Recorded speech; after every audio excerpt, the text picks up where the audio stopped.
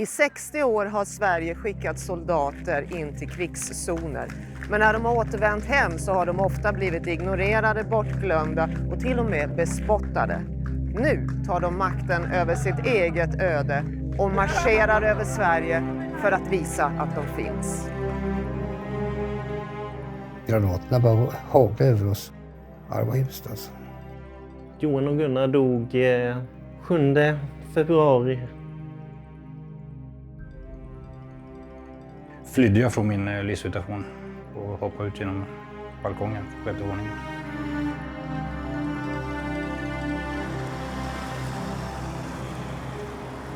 Ja, veteranmarschen är viktigt att uppmärksamma att veteranerna finns. Lyfta fram det här, va? Så allmänheten får kännedom om detta. Alla ska veta om vad veteraner är givetvis.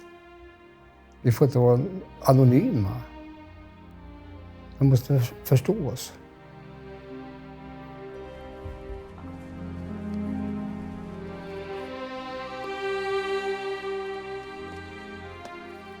Ja, om man går genom byar och städer så det är ganska många människor som frågar och stannar upp och tittar och är väldigt nyfikna.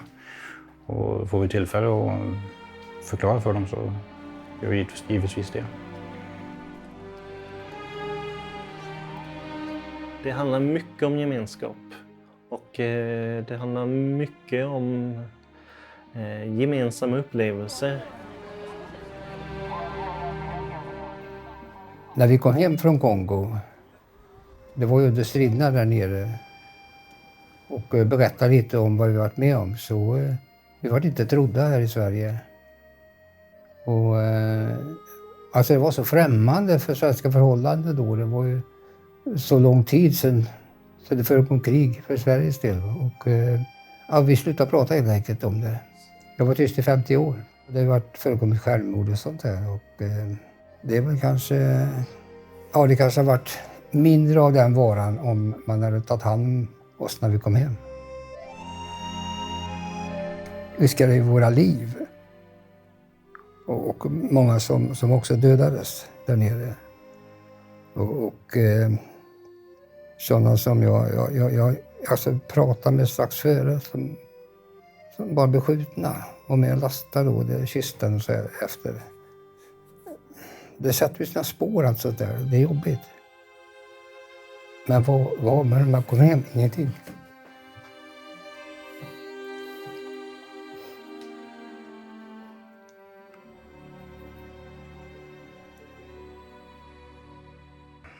När de avslutade missionen i Kosovo så kom jag hem och det ena ledde till det andra. Det var taskiga förhållanden där och jag bytte jobb. Mitt liv det rasade ihop ganska så inom ett halvår så var det skräp. Så en torsdags eftermiddag så flydde jag från min livssituation och hoppade ut genom balkongen på 6:e våningen. Och bröt kroppen. Det tog nog 1,5 år efter det tills jag var hyfsat okej igen. Av Försvarsmakten kunde jag få 2 kuratorsamtal. Det kunde de betala. Så det var väl tvivelaktigt om jag fick någon stöd och hjälp. Det som har hjälpt mig det är idrotten.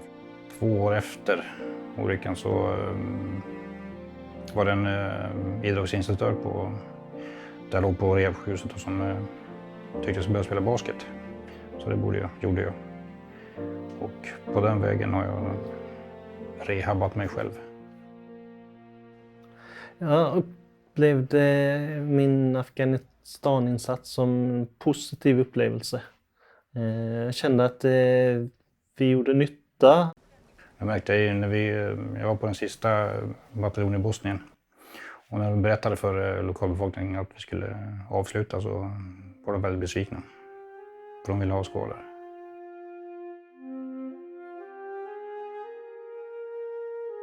Det var ju då att en skyttepluton hade stannat för att samverka med polisen för kommande verksamhet. Och i samband med det så blev då plutonchefen och ställföreträdande plutonchefen nedskjuten av någon som var iklädd polisuniform.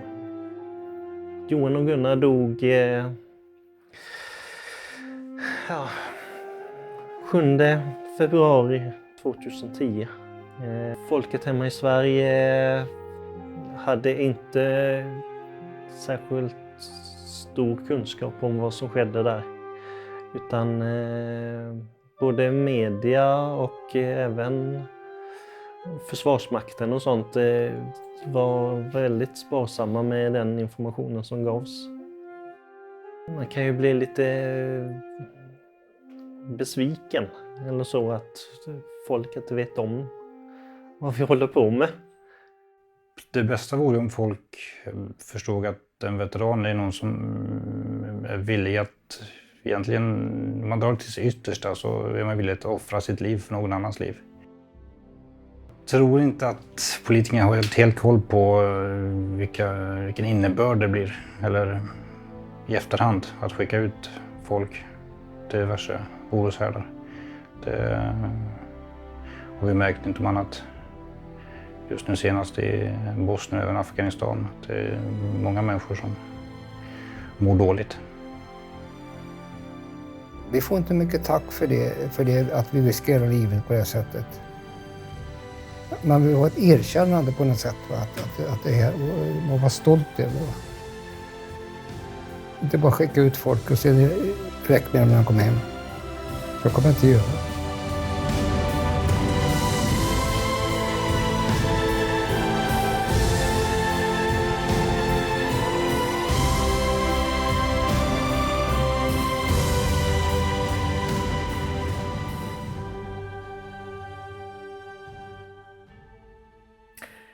Jäklar, det är svårt att inte bli berörd när man ser det här.